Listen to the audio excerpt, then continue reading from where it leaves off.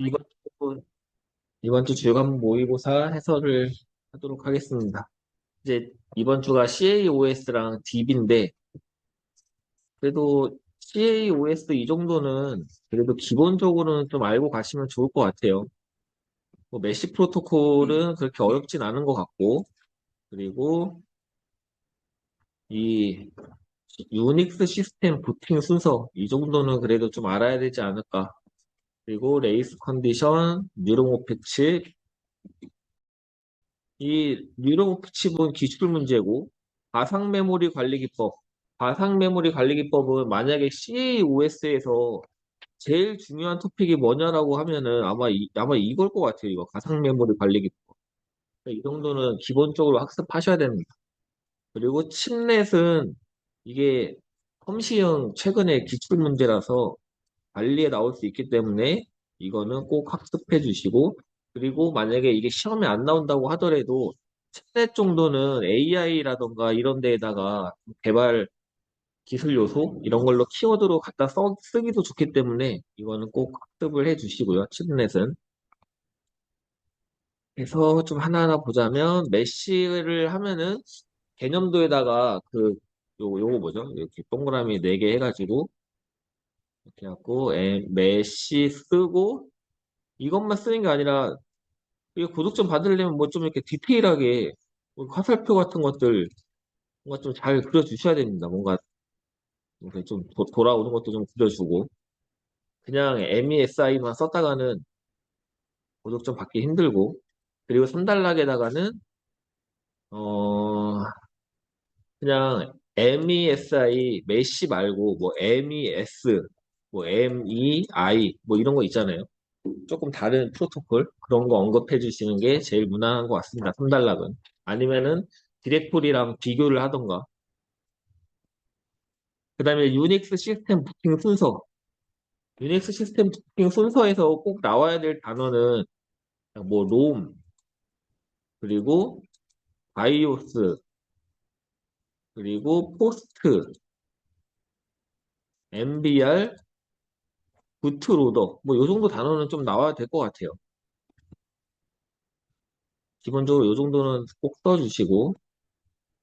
그리고 3단락에다가는 뭐 좀 약간 딱히 뭘 써야겠다라고 생각이 드는 건 없는데 자신이 잘 아는 거 써주시면 될 것 같습니다. 뭐 윈도우 시스템의 부팅 순서를 써주셔도 괜찮고 그다음에 레이스 컨디션 이거 보완하시는 분들 이거 왜 자꾸 레이스 컨디션 공격을 왜 풀고 있어 문제를 이거는 레이스 컨디션 공격이 아니에요. 그냥 레이스 컨디션인 컨디션 이 레이스 컨디션을 이용을 해갖고 하는 공격이 레이스 컨디션 공격이고 이거는 그냥 레이스 컨디션이 뭐냐라고 물어본 거니까 이거는 이게 뭐 다중 사용자 환경에서 공유 자원에 대한 접속을 하는 거 그게 이제 레이스 컨디션이죠. 그리고 이런 문제를 쓸 때는 해결 방법을 2단락 나에다가 해결 방법을 쓰시는 분들이 있는데 해결 방법은 항상 3단락입니다. 3단락. 그럼 2단락 나에다가 뭐 써야 되냐? 뭐 이거 발생 원인 이런 거 써야죠. 예를 들어서 과적합에 대해 쓰시오. AI에서 과적합에 대해 쓰시오라고 하면은 2단락 가에다간 개념도 그리고 2단락 나의 과적합의 발생 원인을 쓰고 3단락의 해결 방안 이렇게 쓰는 겁니다. 이렇게 해결 방안이 2단락 나로 오면 안 돼요. 해결 방안은 항상 3단락.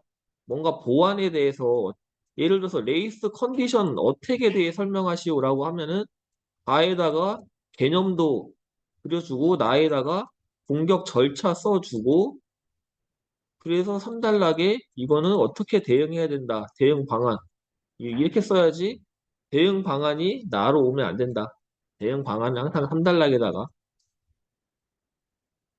그 다음에 이제 뉴로모픽칩은 뭐 어려운 거 없는 것 같고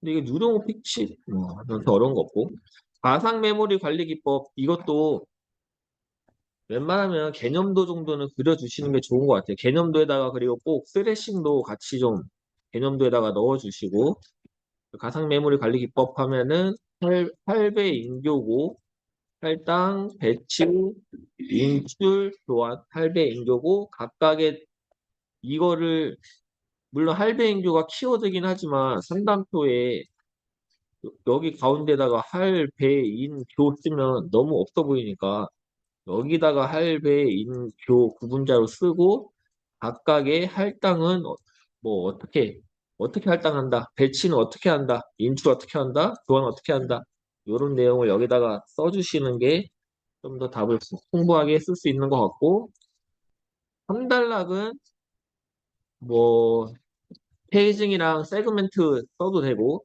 아니면은 뭐 스레싱에 관해서 언급해 주는 것도 괜찮은 것 같습니다. 뭐 MMU 쓰신 분도 있는데 뭐 나쁘진 않은 것 같고 그 다음에 이제 침넷 이게 저도 사실은 그냥 침넷이라는 거를 그냥 그 해설치만 봤지 뭐 따로 뭐 저도 전문가가 아니기 때문에 잘 모르는데 그냥 칩넷은 소규모로 쪼개가지고 붙여서 만든 어떤 칩셋이다.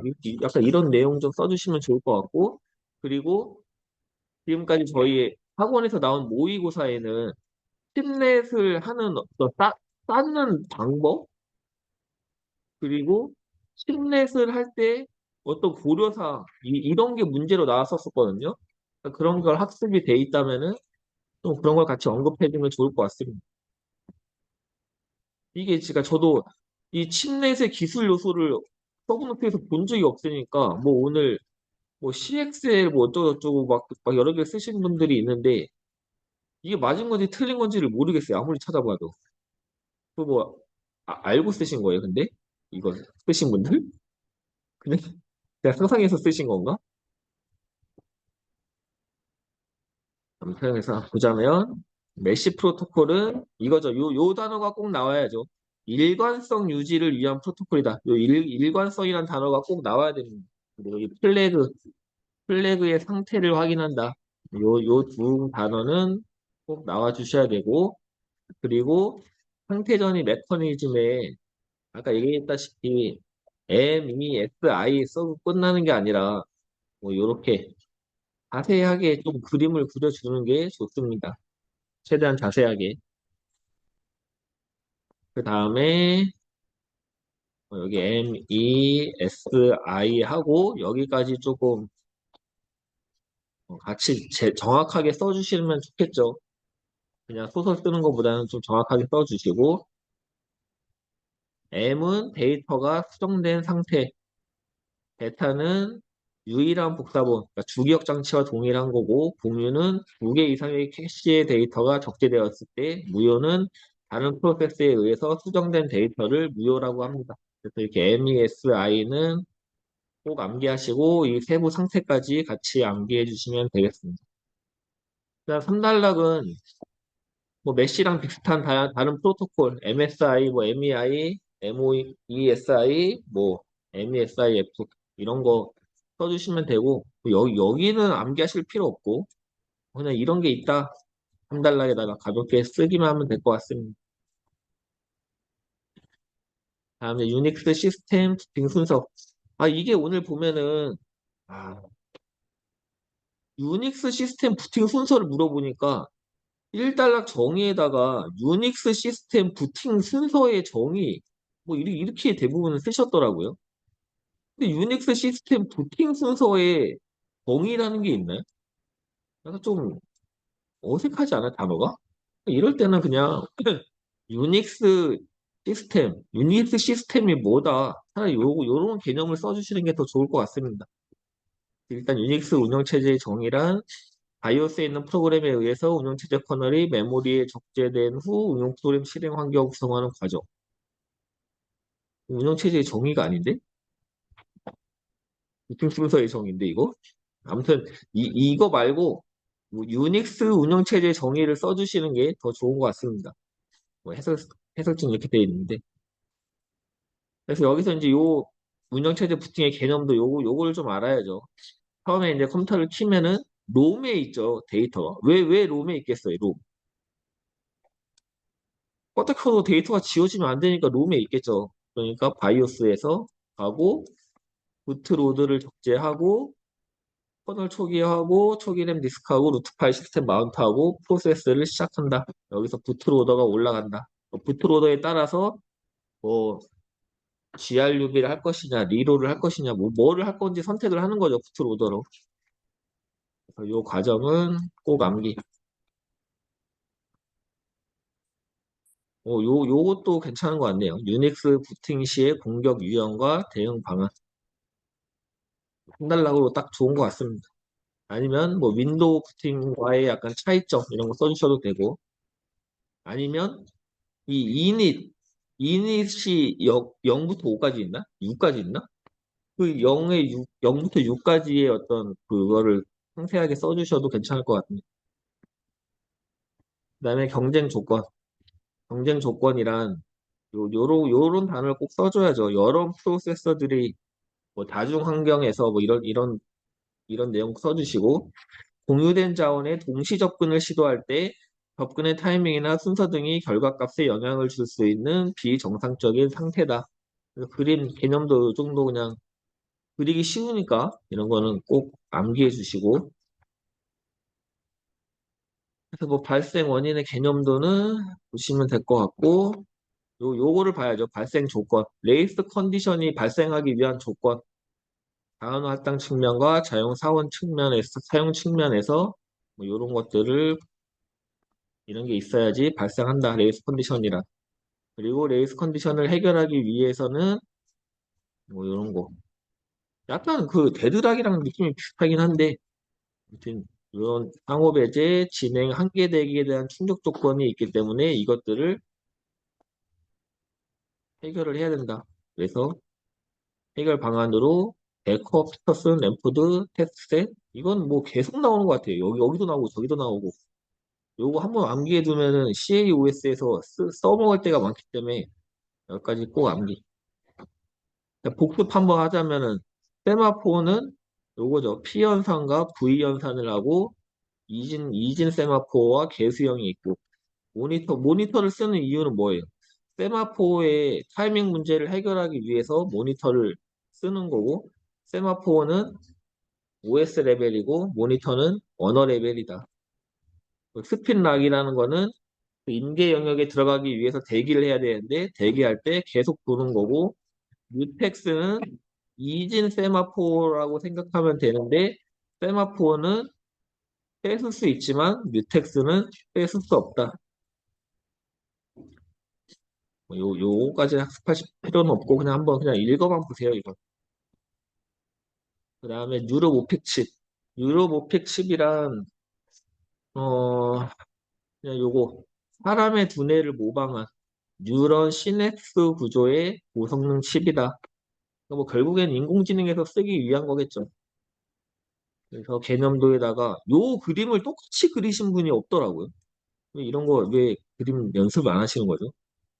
여기에 꼭 나와야 될 단어는 뉴런, 엑손, 시냅스 요 정도 꼭 나와야죠. 이렇게는. 그래서 이거의 기술 요소, 아무튼 구성 요소는 입력 뉴런, 출력 뉴런, 시냅스 프롭스, 스파이크, PRNG, 웨이트 이렇게 있다. 이 6개는 암기해 주시고 동양을 암기할 바에는 뭐가 좋을까? 뭐 CPU의 발전 방향 뭐 이런 거 써주시는 게 더 좋을 것 같습니다. 뭐 NPU랑 비교를 한다던가 나 가상 메모리 관리 기법 가상 메모리를 쓰는 이유 가상 메모리를 쓰는 이유는 뭐죠? 그래서 물리적인 그 디스크의 한계를 극복하기 위해서 가상 메모리를 쓰는 거죠. 그리고 뭐 가상 메모리 관리 기법의 개념은 그냥 뭐 읽어보시고 요 개념도를 꼭 좀 같이 그려주세요. 이 할당, 배치, 호출, 스왑 아웃, 스왑 인을 하면서 여기서 잘못하면은 이게 이제 스레싱으로 가는 거죠. 이런 것까지 좀 같이 개념도에다가 써주시면 그냥 단어 하나 더 그냥 단어 하나 쓰는 것뿐인데 더 고득점을 받기 조금 좋습니다. 할당, 배치, 인출, 교체가 있는 거고 각각의 할당에는 연속과 부전속이 있고, 세부적으로 보자면 정적은 페이징, 동적은 세그멘테이션. 맞죠?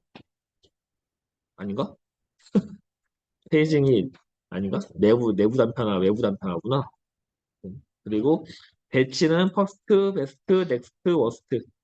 호출 기법은 디맨드, 프리패치. 이렇게 두 가지. 요 정도는 좀 암기해 주세요. 어렵지 않으니까. 부채 기법, 이것도 좀 암기해 주시고. 그래서 마지막에는 3단락을 들어가기 전에 꼭 한글로 이런 거 언급해 주시고 3단락에다가 스레싱과 해결 방안. 요런 그림 그리기 쉽잖아요. 그리고 워킹셋과 PFF를 통해서 스레싱을 해결할 수 있다. 써주시면 가상 메모리 관리 기법은 이 정도 쓰면은 그래도 한 7점 정도는 받을 것 같습니다. 그리고 이거는 제가 이거 해설지 만들면서 저희 문제랑은 좀 다른데 공부하시라고 이거 다 갖고 왔거든요. 일단은 문제가 저희 학원에서 나왔던 문제는 침넷에 아니 이게 학원에서 나왔던 게 아니지 이게 130회 기출 132회 기출인가? 아무튼 침넷의 개념, 침넷 구조의 장점, 침넷을 이어 붙이는 방법. 그러니까 우리가 방법을 학습을 했다고 치면은 오늘 물어본 답을 쓸 때 이단락 나에다가 이 방법을 써주면은 3단표를 구성하기가 훨씬 좋겠죠. 여기 앞에 구분자를 방법 하나 넣어주면 되니까. 그래서 침넷이란 각기 다른 역할을 수행하는 여러 개의 반도체 칩을 쌓아서 하나의 반도체 패키지를 형성하는 방식을 침넷이라고 합니다. 그래서 장점을 보자면 뭐 비용과 개발 측면에 장점이 이렇게 있는 거고요. 침넷을 이어붙이는 방법으로는 이런 게 있대요. 뭐 기판 선택, 칩셋 마운트, 납땜, 전기적 연결, 뭐 요런 방법이 있다고 하니까 뭐 검증은 사실 필요 없을 것 같고 기판, 뭐 마운트, 납땜 요 정도는 좀 암기하면 좋을 것 같습니다. 그리고 이 다음 게 이제 134회 파이널 라운드 때 추가된 문제고 아마 문제가 그럴 거예요. 게임 특화 GPGPU에서 칩넷을 기피하는 이유에 대해서 스시오가 문제였거든요. 파이널 라운드 때. 그러니까 그냥 이런 거는 암기하려고 하지 마시고 그냥 한번 읽어보면은 그냥 그럴 수 있겠다. 요 정도 그냥 느낌만 갖고 가시면 됩니다. 뭐 성능 저하가 우려가 되고 인터커넥트가 복잡해져 가지고 게임 특화 GPGPU에서는 칩넷을 잘 안 쓴다고 하네요. 전력 소비상의 문제도 있고 그러면은 이런 거를 만약에 내가 공부를 했다. 그러면은 만약에 이게 문제가 안 나와도 공부를 해두면 어떻게 쓸 수 있겠어요? 칩넷이 나오면 3단락에다가 쓰면 되죠. 이런 거 공부해 놓으면. 칩넷을 쓸 때 어떤 걸 고려해야 된다. 성능 저하를 고려해야 되고 인터커넥트의 복잡성을 고려를 해서 구현을 해야 된다. 이런 내용 써주면 좋겠죠. 공부가 되어 있다고 하면. 1교시는 여기까지 하고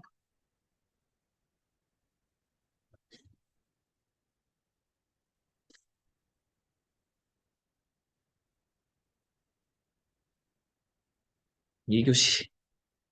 우선순위 문제를 그래도 나름 생각보다는 많은 분이 풀으셨습니다. 지난주에 페리티 해밍코드에 이어 이것도 거의 안 풀지 않을까라고 했는데 생각보다 좀 많이 풀어주셔가지고 근데 이 우선순위 역전에 대한 개념도를 그릴 때 제일 중요한 거는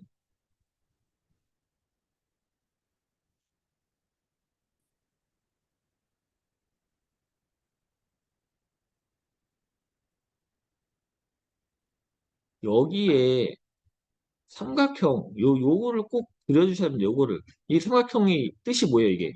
이게 이제 피 연산을 했다는 거잖아요. 그럼 피 연산을 하면 여기 이렇게 검정색 줄을 쳐. 그건 뭐예요? 얘가 지금 임계 영역에 들어갔다는 얘기고 얘가 지금 돌고 있어. 돌고 있는데 이게 이제 3, 2, 1이죠. 우선순위로. 3이 돌고 있다가 1이 들어왔어. 그러면은 바로 자원을 넘겨주겠죠. 그러다가 얘가 1한테 다시 넘겨주는 이유가 뭐예요? 여기서 1로 다시 내려오는 이유가 뭐야? 얘가 여기서 피 연산을 하면서 여기다 여기에 피 연산을 하면서 임계 영역에 들어가려고 하다 보니까 얘가 이미 지금 돌고 있으니까 얘가 못 들어가고 자원을 얘한테 다시 넘겨주는 거잖아요. 그러니까 삼각형을 여기다가 그려야지 여기다가 삼각형을 여기다가 그려놨어 어떤 분은. 그러면은 뭐 피연산을 하고서 뭐 수행을 했다는 건가? 뭐 그러니까 이해를 제대로 못하고 답을 쓰면은 이제 삼각형이 막 이런 데에 들어가는 거죠. 그게 아니라 지금 피연산을 해서 얘가 지금 이 순간에 임계 영역에 들어간 거고 임계 영역에서 수행을 하다가 우선순위가 높은 1이 와가지고 자원을 넘겨줬는데 1이 수행을 하다가 피 연산을 하고 보니 이미 3이 쓰고 있어가지고 3한테 자원을 넘겨주는 거다. 만약에 여기에 이게 피 연산이 없어요. 그러면 어떻게 돼야겠어? 여기 만약에 피 연산을 표시를 안 해. 그럼 어떻게 되는 거예요? 근데 얘가 끝까지 가겠지. 얘가 종료될 때까지 대기할 필요가 없는 거잖아요. 얘가 대기를 하는 이유는 피 연산을 하기 때문에 대기를 하는 겁니다. 그러니까 꼭 써줘야 돼. 이런 데다가 이렇게 삼각형을. 이런 게 없으면 약간 의미가 없어져요. 개념도가. 그 다음에 여기서 여기다가 이제 V연산 뭐 이렇게 써놓으신 분이 있는데 여기는 V연산이랑 아무 상관이 없습니다. 얘가 지금 임계 영역에서 태스크 1이 돌고 있는데 태스크 2가 왔어요. 태스크 2는 우선순위가 높기 때문에 자원을 넘겨줬겠죠. 근데 얘는 P연산을 안 하잖아. 끝날 때까지. 그러니까 3보다 3이 대기하고 있는 순간, 그러니까 대기하고 있는 동안에 우선순위가 3보다 낮은 2가 먼저 수행이 여기서 이제 끝나버리는 거죠. 그래서 2가 3보다 우선순위가 낮음에도 불구하고 프로세스가 먼저 끝난다. 그러니까 여기다가 꼭 여기서 우선순위가 역전이 발생했다. 이렇게 개념들다가 꼭 써주시고 그 다음에 얘가 이제 끝났어. 그러면 다시 1한테 오겠죠. 1이 여기서 이제 프로세스가 딱 끝나면서 V 연산을 해야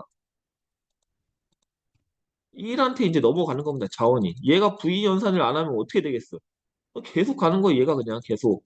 1은 수행도 안 되고. 그러니까 이 우선순위에 대한 개념들을 그릴 때는 이 P 연산에 대한 삼각형, V 연산 이런 거를 꼭 잘 써주셔야 됩니다. 이해하고서. 그 다음에 이 역전을 해결하기 위한 두 가지 방법은 상속과 올림이 있죠. 상속과 올림. 일단 지식은 이제 여기까지로 하고 이제 목차를 좀 잡아보자면 이게 약간 목차를 이 그러니까 우선순위 역전 위에 그렸던 이 개념도를 그리는 것 자체에 좀 부담을 가지셔서 그런지 목차가 약간 마음에 들게 잡으신 분이 생각보다 없는 것 같아요. 그러니까 리얼타임 스케줄링 하는 문제 중에 우선순위 역전이 있다. 태스크 1, 2, 3 순으로 우선순위가 낮다고 할 때 우선순위 역전을 사례 기반으로 설명하고 우선순위 역전을 해결하기 위한 두 가지 기법에 대해서 설명하시오. 그러면은 일단 물어본 거는 사례 기반 하나, 두 가지 기법 하나, 결국엔 두 가지를 물어본 거죠. 대놓고 물어본 건 두 가지야. 그러면은 얘를 2단락에다가 쓰고 얘를 3단락에다가 쓰고 그러면 1단락과 4단락을 이제 뭔가를 지어내면 되겠죠.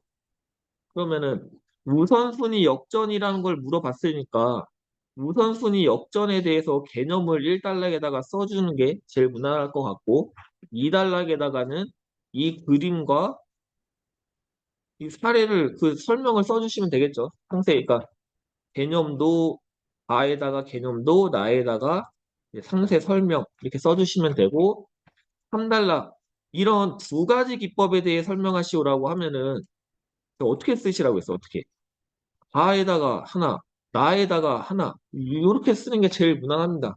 그러니까 다에다가는 그냥 9줄 그려가지고 상속의 개념, 뭐라 그래, 개념도 뭐 특징, 올림, 이달락 나에다가 올림의 개념도 특징. 이렇게 3단락 써주시면 되고, 마지막 4단락에다가는 그럼 뭐 쓸까? 더라면은, 그, 그냥 재기적 상속인가? 뭐 있는데? 제가 지난번 수업 시간에 뭐 얘기하지 않았었나요? 요거. 이거, 재기적 우선순위 상속이라는 것도 있어요. 그러니까 이런 것까지 같이 학습이 돼 있으면, CAOS는 무조건 그 소설보다 팩트를 기반으로 써야 고득점이 나오기 때문에 4단락에다가 이런 걸 써주시면 고득점을 받을 수 있습니다. 하지만 단 한 명도 이거를 언급한 사람이 없다. 그래서 목차는 이렇게 잡으시면 될 것 같고 2번 컴퓨터 시스템의 캐시 메모리와 관련하여 아래 사항을 설명하시오. 캐시 메모리 하면은 정의에 나와야 될 단어는 뭐예요? 속도 차이를 극복하기 위한 그게 무조건 나와야죠. 다른 건 떠나서 속도 차이를 극복하기 위한 거고 주소 매핑이 필요한 이유, 주소 매핑 방식, 캐시 쓰기 정책, 다중 프로세스 시스템에서 캐시 일관성을 유지하기 위한 기법. 이거 기출 문제거든요.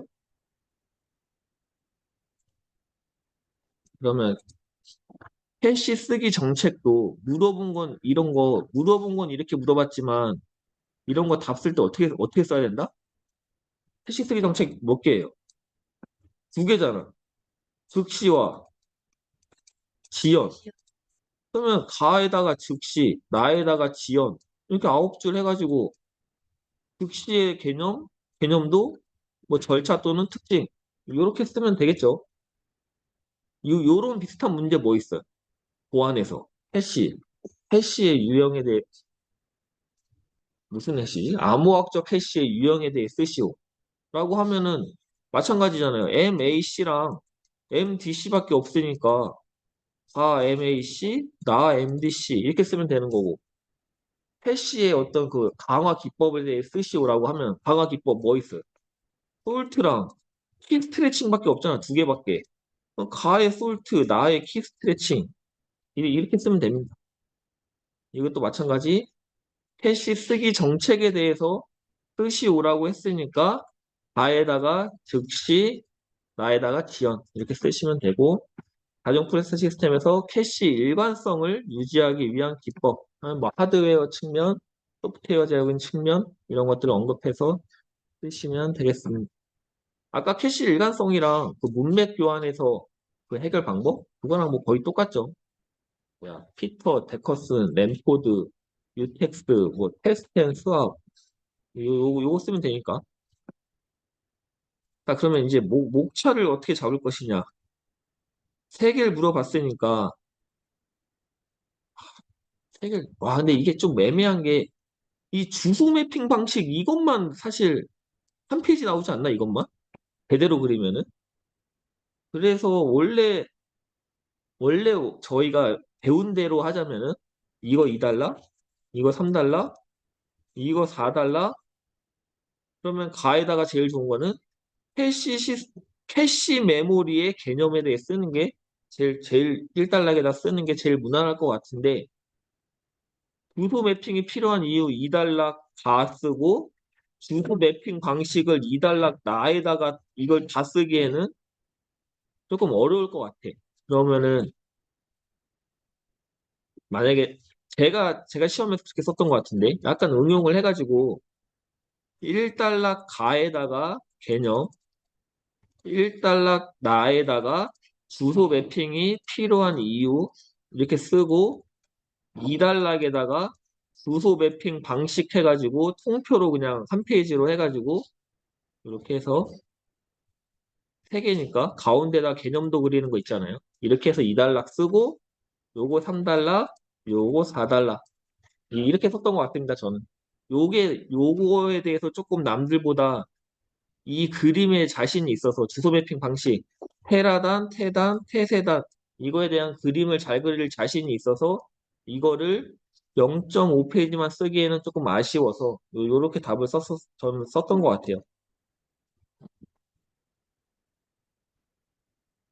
목차는 그렇게 가면 될 것 같고, 3번, 문맥 교환. 이게 오늘 채점을 하다 보니까 이 문맥의 개념과 문맥 교환의 개념에 대해서 잘 모르시는 분이 많은 것 같아요. 거의 똑같이 쓰여서 거의 다. 그러니까 문맥의 개념은 어떤 이전 상태의 프로세스를 이제 뭐라고 해야죠? 재실행하기 위해서 갖고 있는 어떤 정보, 그게 문맥인 거고, 문맥 교환이란 여기에 이제 PCB가 있고 프로세스가 있으면은 이 뭐라고 해야 될까요? 프로세스에 대해서 아까 자원을 뭐라고 해야 돼? 프로세서한테 자원을 자기가 점유하고 있던 프로세스를 넘겨주는 거를 문맥 교환이라고 하죠. 그래서 문맥과 문맥 교환은 다른 거다. 그러니까 문맥 교환을 하기 위해서는 문맥을 알고 있어야지만 문맥 교환이 가능하다.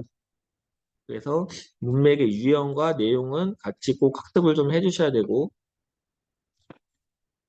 어, 그리고 문맥 교환의 발생 시점, 네 가지, 최소한 네 가지는 암기. 뭐죠? 디스패치, 타임 슬라이스, IO, 시스템 콜. 네 가지는 반드시 암기하시고, 문맥 교환 메커니즘 그림. 요 그림 있잖아요. 요렇게 가서, 요렇게 가고, 뭐 대기하고, 실행하고, 대기하고. 요 그림은 반드시 암기하시고, 그리고 문맥 교환 시 발생하는 문제점 및 해결 방안. 뭐 이게 결국에 뭐 문맥 교환이라는 게 어떻게 보면 아까 레이스 컨디션이랑 약간 비슷한 개념이어가지고 뭐 그냥 피터슨 데커 뭐 이런 거 물론 써도 되지만 그거는 약간 너무 일반적인 것 같고 문맥 교환을 자주 하면은 물론 그것도 맞는 얘기긴 한데 문맥 교환을 자주 하면은 무슨 문제가 있겠어요? 성능이 저하될 거 아니에요. 문맥 교환만 계속하느라. 그러니까 적당히 해야 된다, 그런 것들을. 좀 그런, 이 토픽에 조금 더, 이 느낌 나게끔 답을 좀 작성해 주시면 좋을 것 같습니다. 뭐 물론, 데커, 피터슨, 뭐, 세마포, 이게 틀렸다는 얘기는 아니고, 근데 그걸 쓰는 것보다는, 문맥 교환을 하면은, 문맥 교환을 너무 많이 하면 오버헤드가 발생하니까 그런 것들을 방지하기 위해 스레드 정보를 활용해야 된다. 이런 내용을 좀 쓰면은, 조금 더 문맥 교환스럽잖아요. 그런 단어 좀 써주시고. 그래서 이거는 그럼 목차를 어떻게 잡을 것이냐? 물어본 게 네 가지예요. 네 가지면 한 페이지씩 썼다가는 네 페이지니까 절대 안 되죠. 그러면은 뭔가 하나를 0.5페이지를 써야 돼. 이제 선택하는 거죠. 내가 이거를 잘 몰라. 그러면 이거 0.5페이지 쓰는 거고, 내가 이걸 잘 모르겠어. 그럼 이거 0.5페이지 쓰시면 됩니다. 지식에 따라 쓰시면 돼요. 단, 이거랑 이거는 무조건 한 페이지씩 써야죠. 요거랑 요거는. 제일 중요한 내용이니까.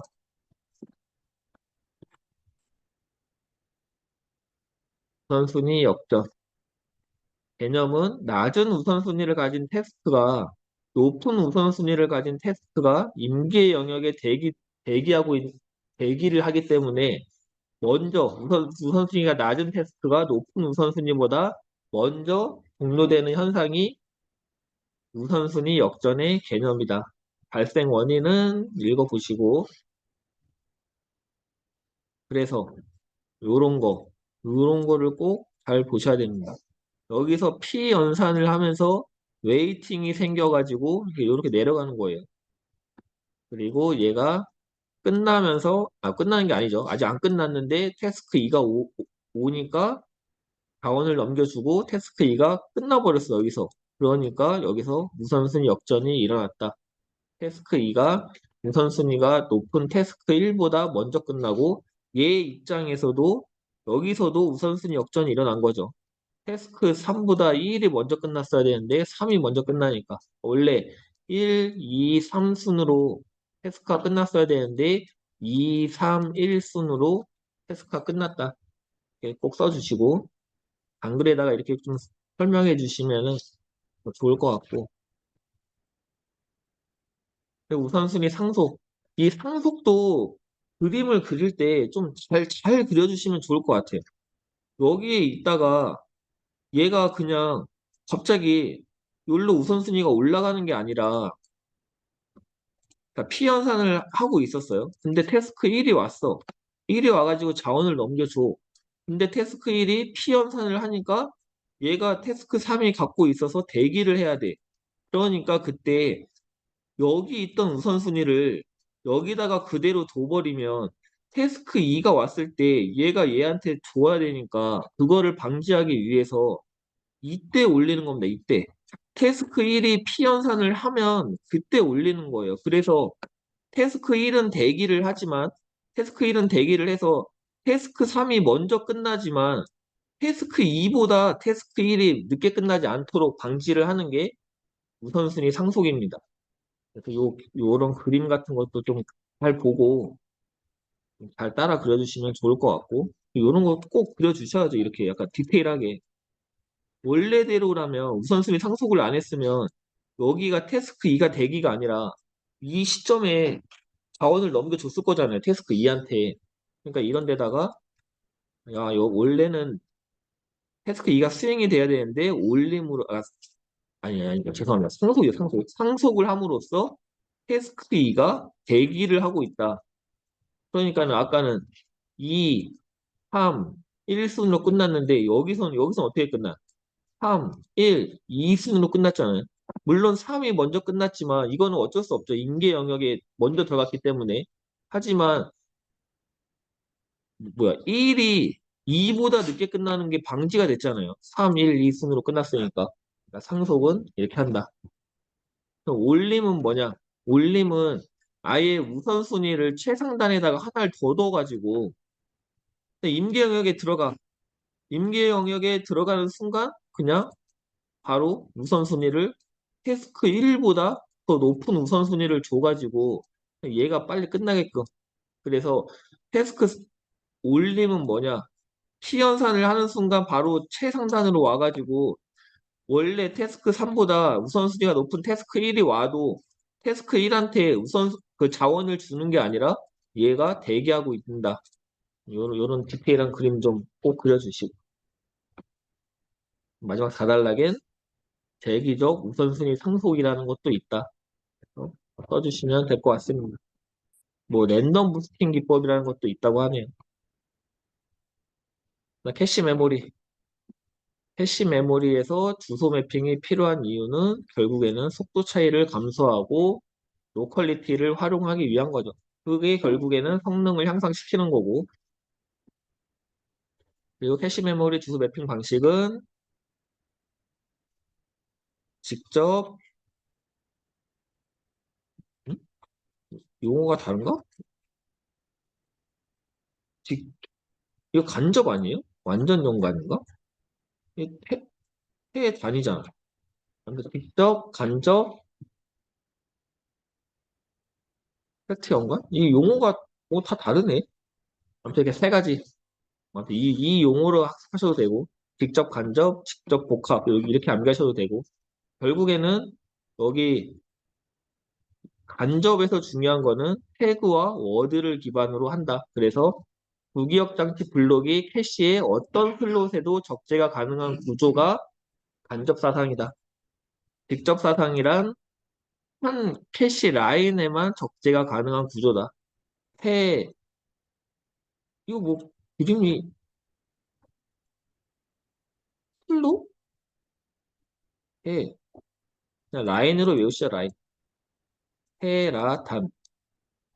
여기는 테단, 테라단, 여기는 테세단.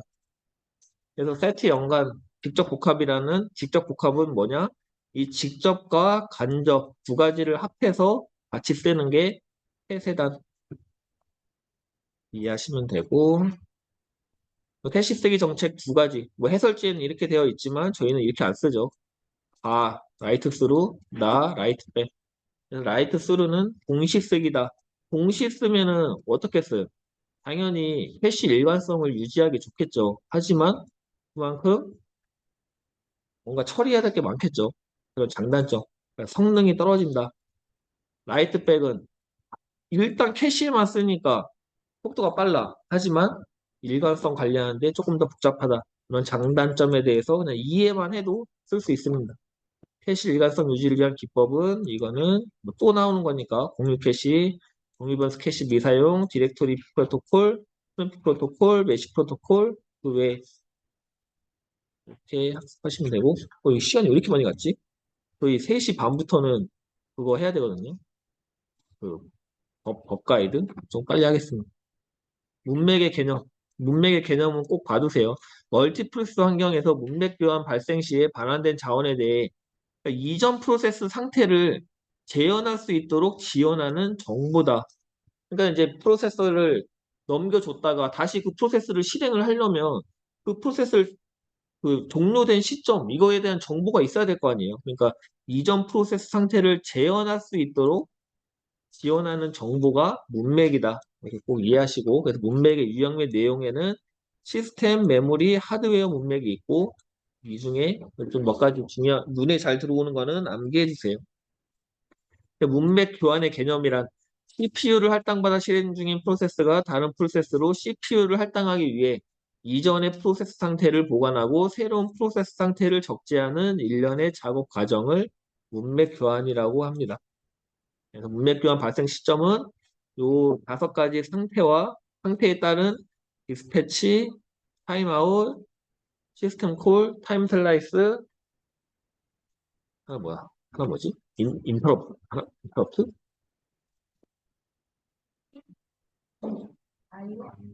IO? IO 시스템 콜, 타임아웃, 디스패치, 타임 슬라이스 5가지는 꼭 암기하시고 문맥 교환 동작 메커니즘은 이거는 그냥 똑같이 그래야죠 무조건.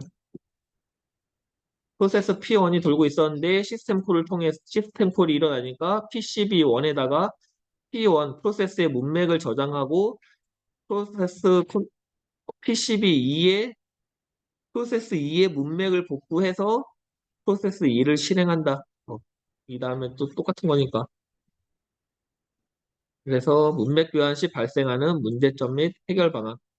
문맥 교환을 너무 많이 하면 오버헤드 발생으로 인한 성능 저하 현상이 발생을 해. 그래서 해결 방안으로 스레드 환경으로 전환을 하고 다중 프로그램 수준을 낮추고 스택 포인터를 활용하고 적절한 타임 슬라이스를 유지한다.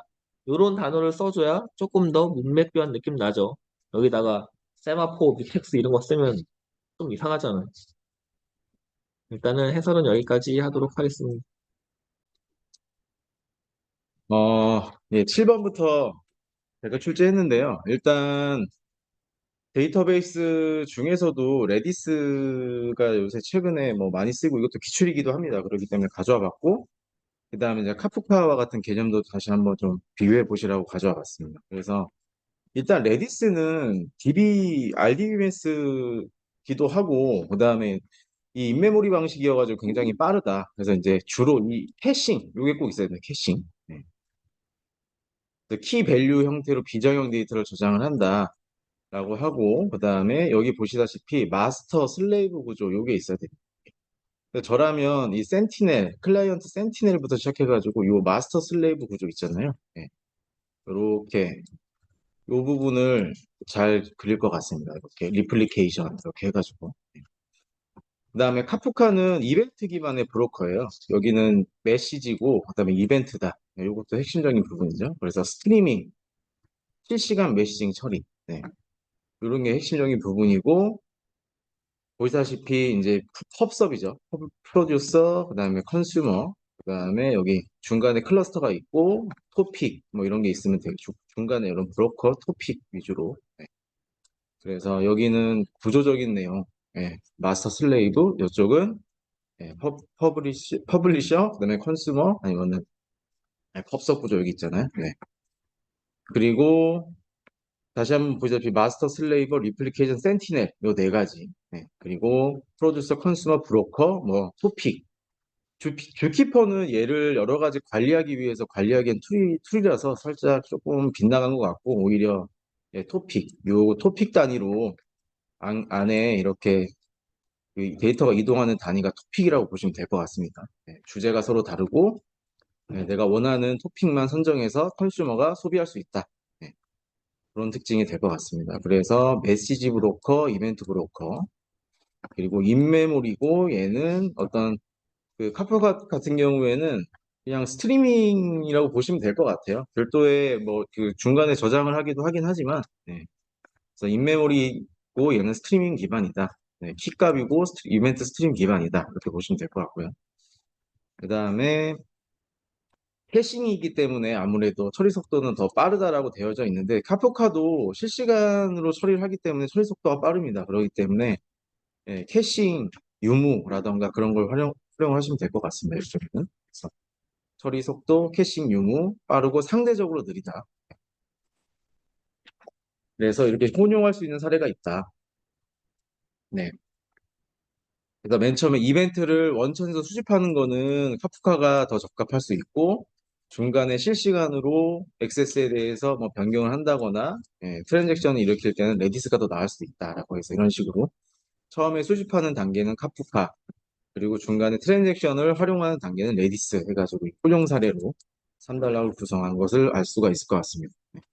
그래서 개념적인 부분 다시 한번 비교하시면서 두 가지 토픽을 다 가져가시라고 비교 문제를 내봤고요. 그 다음에 백업의 필요성과 유형 있는데 이 필요성을 기술을 하실 때 표로 물어본 것은 표로 기술을 하셔야 됩니다.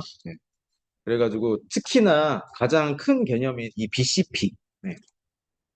당연히 데이터가 유실이 되고 하면 비즈니스 영속성에 문제가 생기잖아요.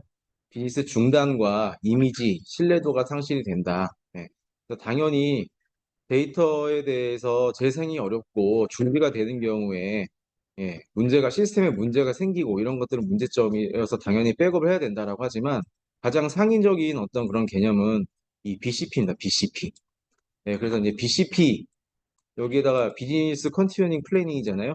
BCP에 대한 걸 리듬으로 적어주면서 이런 게 필요하다라고 하면 좀 자연스럽게 전개가 되겠죠. 그리고 백업 대상은 여러 가지가 있는데, 이거 다시 한번 보십시오. 데이터 파일, 컨트롤 파일, 리드 로그, 그다음에 뭐 이런 데이터와 관련된 이런 설정 파일까지 다 이제 백업이 돼야 된다라고 알려주시면서 대상은 그렇고요. 그다음에 유형을 대부분 이제 여기 전체 차분 증분 이 세 가지만 적어주셨는데, 이 뭐 방식에 따라서 온라인, 오프라인, 그리고 파일과 로우 단위, 그다음에 주기에 따라서 일일, 주간, 월간, 연간 이렇게 다양하게 많이 알고 있느냐? 라고 묻는 문제가 될 것 같습니다. 또는 이 데이터 범위에 대해서 이쪽에 좀 집중을 하시려고 하시면 이게 어떤 차이가 있는가 도식이 좀 필요하겠죠. 그래서 도식을 좀 깊게 잘 해주시거나 아니면 다양한 유형을 잘 구분해 주시면서 다양한 백업 이런 방식을 적어주시면 될 것 같고 그리고 이 세 가지 비교 문제는 저라면은 맨 마지막에 들어갈 것 같습니다. 이게 생각보다 잘못 들어가면 중간에 12분에서 13분 걸릴 때도 있거든요. 잘못하면. 그러니까 저는 다 안다고 하더라도 무조건 달려들진 않을 것 같아요, 이거는. 그리고 특히나 이제 마지막 문제에다가 뭔가 배수의 진을 쳐놓고 쓰는 걸 저는 좋아해서 이게 이 중간에 12분, 13분을 까먹고 마지막에 내가 잘 아는 거를 못 쓸 거냐. 그게 아니라 만약에 세개하는 비교 문제가 나오면 잘 아시더라도 저는 전략적으로 맨 마지막에다 배치했습니다. 왜냐하면 맨 마지막에 내가 좀 더 좀 급해지고 마음이 급해지고 하면은 더 이쪽 부분이 좀 간략화가 되면서 중간에 더 집중을 하겠다. 내가 아는 문제에 대해서. 그런 의도로 했거든요. 요거는 선택사항입니다. 그래서 한번 이런 것 전략도 한번 생각을 한번 해보시고요. 특히나 이 데이터 웨어하우스와 레이크와 메시 이 세 가지는 이 흐름이 이렇게 이제 가고 있다라고 이제 보시면 될 것 같아요. 그래서 데이터 웨어하우스는 당연히 관계형 데이터베이스 및 다른 소스를 이 중앙 리포지토리와 요게 이제 핵심적인 내용이죠. 그래서 가운데다 모아놓고 중간에 ETL, 그죠? 그다음에 ODS 이런 것들이 키워드가 될 것 같고요. 그다음에 EDW, 그다음에 데이터 마트, 데이터 웨어하우스를 마트로 좀 쪼개죠. 그 분석할 수 있는 가능한 형태로 좀 쪼개는 게 데이터 마트입니다. 그래서 ODS, ETL, EDW, 데이터 마트 이런 식으로 데이터를 중앙 집중을 해놓고 분석계로 넘기는 이런 전체적인 위한 분석할 수 있는 데이터베이스 또는 시스템 여기 이제 데이터 웨어하우스가 될 것 같고요. 이렇게 모으고 하다 보니까 중간에 이 마트로 뭔가를 변경을 한다거나 ETL 자체가 여기가 중간에 트랜스퍼잖아요. 그러니까 뭔가를 정제하고 변경하고 예, 이게 생각보다 오래 걸리더라라고 하는 겁니다. 그래서 여기는 어떻게 보면 약간 순서가 ELT입니다. ELT. 데이터 레이크 같은 경우에 먼저 모아놓고 그 다음에 적재한 이후에 이 분석 시각화를 수행을 하자라는 게 취지고요. 좀 바뀌었죠. 그러니까 먼저 정제하면서 적재할 게 아니라 얘는 적재를 먼저 해놓고 그 다음에 정제를 하자. 필요한 것만. 네, 이렇게 보시면 될 것 같습니다. 그리고 이 스토리지 기반입니다. 스토리지. 요새 오브젝트 스토리지가 많이 이제 발전이 하고 있잖아요. 스토리지에다가 정형 또는 비정형 또는 반정형 모든 걸 다 때려 놓고 그다음에 내가 필요한 게 있다라고 하면 그다음에 소비를 하자. 이런 개념으로 이제 바뀌었거든요. 그래서 이제 중앙 통제이긴 하지만 예, 이 순서가 좀 바뀌었다. 예, 선수집 후 설계를 한다. 선수집 후 분석한다. 예, 요게 이제 핵심적인 부분이 되겠죠. 그리고 마지막으로 데이터 메쉬는 이렇게 중앙에다 모아놓고 너도 나도 막 분석을 해가지고 하다 보니까 여기도 비효율이 발생한다라는 거죠. 그래서 이 도메인, 네. 여기 도메인이 있죠, 도메인. 네. 도메인별로 사용자가 이제 쓸 수 있는 그런 도메인별로 분리를 해놓고 그다음에 분산된 아키텍처를 통해서 관리를 해보자라는 게 메쉬가 될 것 같습니다. 네, 그래서 도메인 설계 후 유연한 수집이 되게끔 한다. 그래서 주로 보면은 이쪽은 데이터와 관련된 데이터 엔지니어, 데이터 분석가 이런 이런 그 전문성이 좀 요구가 되잖아요. 그리고 이쪽으로 갈수록 예, 데이터가 다 분산화되어 있고 내가 필요한 거, 내가 정확히 알고 있는 데이터를 알고 있기 때문에 셀프 서비스 BI가 가능하다. 셀프 서비스 BI가 가능하다. 그래서 사용자도 어떻게 보면은 숙련도가 상, 중, 예, 하 이렇게도 이제 분리할 수가 있겠죠. 그리고 가장 중요한 거의 특징은 요겁니다. 예. 구현전에 설계할 것인가, 선수식후 설계할 것인가, 도메인별로 설계할 것인가. 예. 그래서 유연성은 어떻게 보면 여기도 하, 중, 상 이렇게 되겠죠. 유연성 측면에서 봤을 때도. 그리고 중앙 통제, 그리고 마지막은 분산된 소유권이다. 네, 요 정도 가지고서 이제 지어내시면 될 것 같고, 그다음에 이런 사례, 리포팅과 BI 위주로 했고, 그다음에 여기는 머신러닝 플러스 심층 분석이 됐고, 여기는 뭐 디스커버리 및 예측 이걸 다 포함하게 되죠. 범위가 그러니까 더 이런 식으로 늘어난다라고 이제 보시면 될 것 같습니다. 그래서 데이터 메시까지 좀 확인을 한번 해보시고요. 파딩은 파티셔닝과 좀 헷갈리셨던 것 같아요. 이게 중요한 키워드가 있는데 여기서도 예, 수평 분할. 그런데 분할로 끝나는 게 아니라 분산 저장이 돼야 됩니다. 분산 저장. 그러니까 분할해서 끝나는 게 아니라 저장하고 조회하는 기법이다라고 보시면 되겠습니다. 이거를 왜 하냐면 몽고DB와 같이 이 NoSQL DB가 가용성을 위주로 하잖아요. 정합성보다는. 예. 그러다 보니까 사실 이 RDBMS가 갖고 있는 그런 정합성을 하기 위한 뭐 MVCC나 뭐 여러 가지 그런 기법들이 있었잖아요. 그런 게 없다 보니까 예, 이게 만약에 유실이 되거나 DB 장애가 나면은 뭔가 문제가 생깁니다. 그래서 얘네들이 복제본을 이런 식으로 떠놓는 거예요. 예. 근데 샤딩이 수평 분할을 해서 복제본을 떠놓는다. 그래서 만약에 얘가 없어지더라도 얘가 동작을 한다. 약간 이런 개념도 있거든요. 그런데 그거를 구분하기 위해서 수평 분할을 한다는 게 이런 식으로. 네. 그래서 이거를 하기 위한 기준, 요게 이제 분할 기법 네 가지가 되겠죠. 그래서 버티칼, 레인지 베이스드, 키 또는 해시, 그다음에 디렉토리 베이스드 이 네 가지가 있다. 네. 이렇게 적어주시면 될 것 같습니다. 네. 그래서 샤딩은 분할이 아니라 분할 이후에 분산 저장. 얘가 어떻게 보면 더 핵심적인 부분. 분산 저장.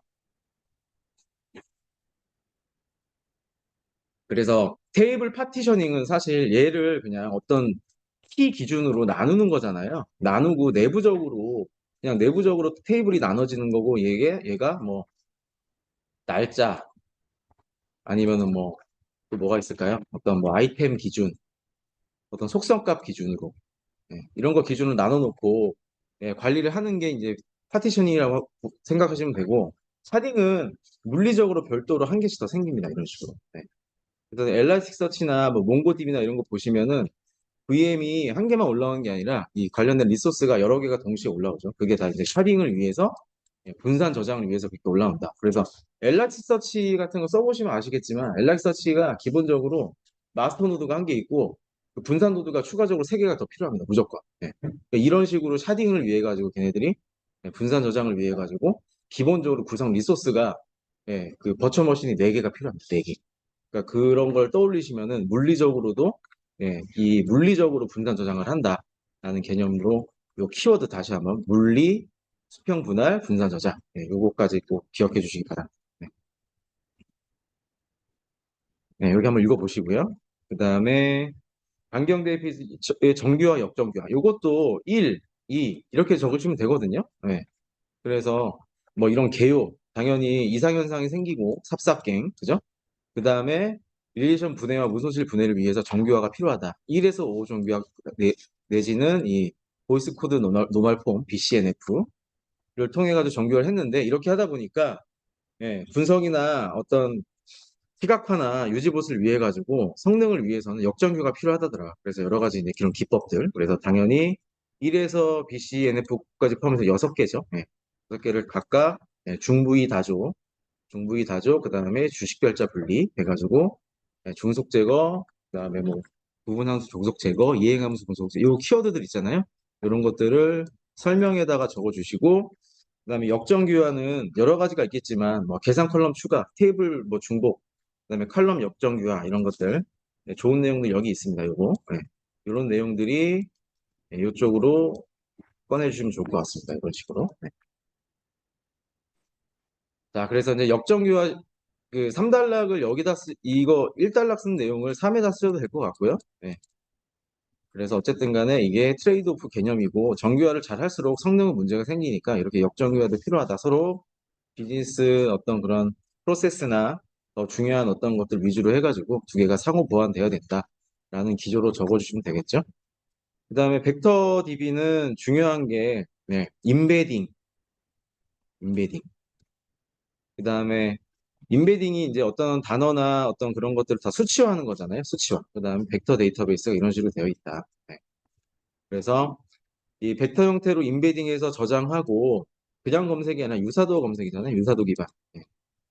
유사도 기반으로 검색하기 위한 얘도 비정형 또는 NoSQL DB다라고 이제 보시면 될 것 같습니다. 그리고 요 메커니즘, 쿼리 인덱싱, 포스트 프로세싱. 그다음에 더 중요한 거는 요 인덱스와 관련된 알고리즘, 양자와 랜덤 투영 이 4가지. 그리고 뭐 추가적으로 또 이제 IVF라는 인덱싱 방식도 있죠. IVF 추가로 해주시면 될 것 같고, 그다음 유사도 가장 많이 쓰는 게 코사인 유사도. 그래서 그거 동작으로 기반을 하고 이게 많이 쓰이는 것이 이제 레그가 되겠죠. 레그를 실현을 하려고 하면 이 벡터 데이터베이스에다가 모든 난리지를 여기다가 문서를 청킹해서 그죠? 청킹. 예. 청킹이라는 게 단어나 문장 단위로 잘라가지고 이걸 수치화시켜서 넣어놓는 거죠. 그 다음에 얘를 불러와가지고 생성형 AI가 답변을 만들어낸다. 그게 이제 레그잖아요. 레그가 가장 많이 쓰인다. 그래서 벡터 데이터베이스 기반의 레그 구현 방안이라던가 이런 식으로 3단락을 좀 더 구체적으로 얘가 어디 쓰이는지 좀 알아야 되잖아요. 그래서 그런 목차를 좀 더 구체적으로 잘 잡아주시면 될 것 같습니다. 자, 연결 함정 요거는 제가 그냥 어쩌다 한 번씩 툭툭 튀어나올 수가 있어가지고 가져와 봤는데 중요한 거는 이 요걸 물어봤지만 일단 두 가지가 있잖아요. 부채와 균열 이 두 가지가 있고 문제점과 해결 방안을 같이 구성해 주시는 게 좋을 것 같아요. 그러니까 2-가에다가 문제점, 나에다가 해결 방안 이게 아니라 같이 문제점과 해결 방안 이렇게 같이 적어주는 게 좋을 것 같습니다. 그래서 중요한 게 이거였잖아요. ERD 기준으로 무조건 그려라. 교단학이고 문제는 그리고 해결 방안은 교학단이다. 이렇게. 그리고 균열 함정 같은 경우에는 중요한 게 요겁니다. 요거 마름모 이런 디테일. 여기에 이 ERD 요게 관계도잖아요. 요게 그 중간에 여기에다가 이제 그냥 뭐 이런 식 동그라미 이렇게 그려주신 분도 계신데 여기 이 관계는 마름모입니다. 마름모. 그래서 관계가 없는 거를 이렇게 이어줘야 된다. 균열 함정의 해결 방안. 그래서 관계가 모호할 경우는 다시 한번 보겠지만 부채꼴이고요. 관계가 없는 경우에는 균열이다. 그래서 추가적으로 관계를 새로운 관계를 추가해서 해결해야 된다. 이게 이제 핵심적인 부분이죠. 그래서 요거는 목차가 많이 빗나간 분들이 많이 보였습니다. 이 13번은요. 그래서 이 연결 함정이라는 게 뭐냐? 이 두 가지 타입을 써주면서, 그죠? 그 다음에 가에는 문제점과 해결 방안을 같이 도식화를 통해서, 네, 문제점과 해결 방안. 그리고 나도 마찬가지로 문제점과 이 해결 방안. 이렇게 해주시는 것이 가장 베스트 답안일 것 같습니다. 네. 그리고 2교시형은 옵티마이저. 네. 정말 기본적인 거 위주로 가져왔거든요. 그래서 이제 크게는 RBO와 CBO가 있는데, 쿼리 수행 절차, 요거 중요하죠. 예, 구문을 파싱을 하고, 그다음에 옵티마이저가 여기 쿼리 트랜스포머, 그다음에 이스티메이터, 플랜 제네레이터를 통해서 여기에다가 시행을 하고 실행하고 나중에 패치를 한다. 패치가 빠졌네요. 패치해서 사용자한테 이제 보내주는 거죠. 그래서 요 수행 절차 다시 한번 좀 보시고요. 그다음에 이 옵티마이저가 실행 계획에 대해서 탐색을 하고, 그죠? 그 최적의 실행 계획을 수립하는 DBM의 생식 엔진입니다. 엔진. 네, 끝단어. 다시 한번 보십시오. 엔진. 네. 끝단어가 많이 비껴나가신 분이 많이 계셔서 요거 끝단어 다시 한번 보시고요. 네, 처리 절차. 그리고 RBO와 CBO. 네, RBO 같은 경우는 룰 베이스잖아요. 15개. 네, 15개 있습니다. 15개. 그리고 이 CBO 같은 경우에는 데이터 건수, 블록 수, 분포도, 요 통계 정보. 네, 요게 키워드네요. 통계 정보. 통계 정보 기반으로 최정의 비용을 들여서 실행 계획을 수립을 한다라는 게 CBO입니다. 자, 그래서 이쪽에 보시면은 경로 선택하는 기준이 인덱스 구조나 비교 연산에 따른 순서 여부를 기준으로 한다. 어떤 기준값들이 쭉 제시가 되어 있고 보통 15개의 룰로 되어 있다. 예. 그리고 이쪽에서는 이 코스트에 의한 결정이긴 한데 시스템의 통계 정보에 따른 비용 상정을 한다. 이게 이제 핵심적인 부분입니다. 예. 그리고 최적화의 기준은 개발자의 숙련도가 중요하고 옵티마이저는 자동이다. 얘는 그 DBMS에서 자동으로 제공하는 그런 기능이다라고 이제 보시면 되겠습니다. 네. 그래서 여러 가지 여기 접근을 잘 해주셨는데요. 고려사항 뭐 가해서 나 해가지고 그 중에서도 중요한 게 요즘에 이제 RBO보다는 CBO를 많이 쓰니까 한글에다가 CBO에 대해서 적용시 고려사항을 이제 적어주셔야 되는데 CBO 위주로 더 이제 핵심적으로 적어주셔야 되겠죠. 그게 가장 중요한 게 이게 통계 정보입니다. 통계 정보. 통계 정보가 주기적으로 갱신이 되면서 관련된 인덱스나 테이블이나 어떤 그런 것들이 수집이 잘 되어야 얘가 동작을 합니다. 그래서 통계 정보의 구성과 주기적인 갱신이 있느냐, 이게 가장 핵심적인 부분이고, 세 번째는 인덱스 전략이 중요하다라는 거. 그래서 관련해가지고 SQL에 웨어 조건 있잖아요. 웨어 조건. 이 웨어 조건이 인덱스의 그 컬럼으로 구성이 되어 있는가, 그런 것도 좀 봐야 되고요. 그 다음에 이 처리 방식에 따라 가지고 힌트 있잖아요. 힌트. 우리 힌트 많이 배웠잖아요. 그래가지고 이 OLTP나 OLAP나 관련해 가지고 OLTP 같은 경우에는 쓰는 방법이 있고 OLAP 같은 경우에는 뭐 패치올 로우나 뭐 이런 것들 많이 있었잖아요. 이 방식에 따라서 힌트를 조정하는 방법도 중요하고 이게 다 이제 튜닝과 관련된 거잖아요. 이렇게 적어주시면 될 것 같습니다. 그래서 통계 정보, 인덱스, 튜닝 관점 이 세 가지는 꼭 들어가야 된다. 그 이외에 뭐 하드웨어와 관련된 그런 사이징, 뭐 비즈니스 프로세스 관점, 뭐 관리자 관점 이런 건 이제 지어내시는 거고 이 세 가지는 꼭 있어야 된다라고 이제 보시면 되겠습니다. 네, 표준은 요즘에 굉장히 크게 잘 부각이 되고 있는 그런 토픽이어서 가져와 봤고요. 그리고 더군다나 이제 비정형 데이터가 많이 늘어나고 있잖아요. CCTV와 관련된 영상, IoT에서 발생하는 그런 뭐 실시간성 데이터, 그 다음에 뭐 이미지, 음성 이런 것들이 다 비정형 데이터가 떠오르면서 사실 정형 데이터보다는 비정형 데이터에 대해서 어떻게 표준을 하고 품질 관리할 것이냐. 네, 저라면 그런 쪽으로 좀 많이 몰아갈 것 같아요. 네, 이게 요즘에 저라면 그래서 요즘에 산업이 많이 이렇게 뭐 데이터가 이제 부각되고 있고 표준화가 필요하긴 한데 약간 몰아가는 것도 괜찮을 것 같습니다. 오히려 이제 표준화 적용하는 데이터는 기존의 어떤 메타데이터나 아니면 데이터 카탈로그나 이런 걸로 충분히 우리가 커버가 가능하지만 비정형 데이터 요즘에 인공지능도 많이 활용하고 있고 해서 나는 비정형 데이터가 더 중요하다고 보고 네, 그런 식으로 풀어나가도 될 것 같습니다. 그래서 일단 표준화에 대해서 좀 살펴보면 여기 요거 네 가지 요거 빠진 분들이 오늘 생각보다 많이 썼습니다. 명칭, 정의, 형식, 규칙 이 네 가지를 가지고서 표준을 적용하고, 그죠? 그 다음에 이거를 하고 나면 뭐가 좋아져요? 네. 이 운영 효율도 좋아지고, 중복도 제거가 되고, 그죠? 데이터의 중복도 알아낼 수 있잖아요. 그 다음에 이런 것들이 다 이제 비용과 연결이 된다. 네. 그리고 의사결정을 지원을 하잖아요. 의사결정. 네. 네. 그래서 리얼타임 엔터프라이즈라고 하잖아요. RTE. 이런 거 적어주시고. 그 다음에 DDDM, 데이터 드리븐 디시전 메이킹. 뭐 이런 것들 적어주시고. 네. 어쨌든 이 네 가지가 전사전 표준을 통해 가지고 이런 기대 효과가 있다. 네, 이게 이제 데이터 표준화다라고 적어주시면서 예, 구성 요소, 그 다음에 그 구성 요소 중에서 요거 용어, 단어, 도메인, 코드 이 네 가지는 꼭 있어야 됩니다. 요거 용어, 단어, 도메인, 코드 그리고 조직과 프로세스까지 좀 보시고요.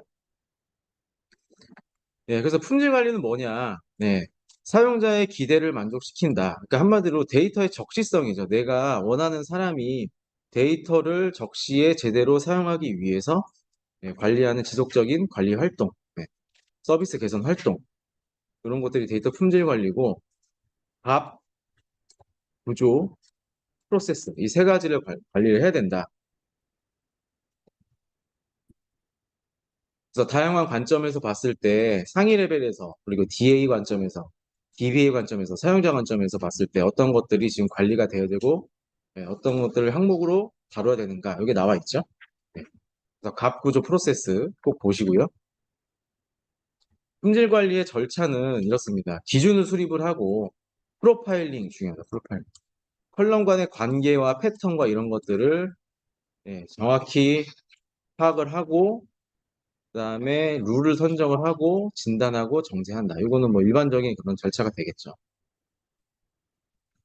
또 이렇게 풀어 나가시는 것도 좋고요. 그럼 만약에 저처럼 그러면은 4 이렇게 해가지고 만약에 여기 이제 비정형 관련 여기는 지금 사실 정형이거든요. 거의 내용이 정형 데이터에 대한 표준화 또는 품질 관리입니다. 그럼 저는 4단락에다 비정형 관련 내용을 쓸 것 같아요.